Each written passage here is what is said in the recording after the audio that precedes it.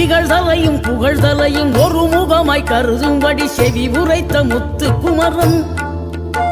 நீ வறுமையையும் வளமையையும் சமநிலையாய் உணரும்படி மதி கொடுத்த செல்வ குமரன்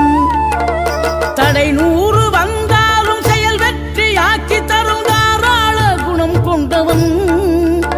நீ வலை வீசும் அறிவுக்கு தொலைவானவானாகி மாறாது அருள் செய்பவன் தீராத காதலோடு திருவடியை தொழுபவர்க்கு திரவியமே தருகின்றவன் நீதாராள உள்ளமோடு தவக்கோலம் கொண்டு பெறும் தார்மீக பொருள் தந்தவன் தார்மீக பொருள் தந்தவன்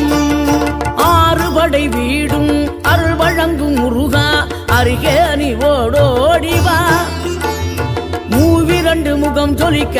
2 கரங்களுடன் ஆதரவு தரும்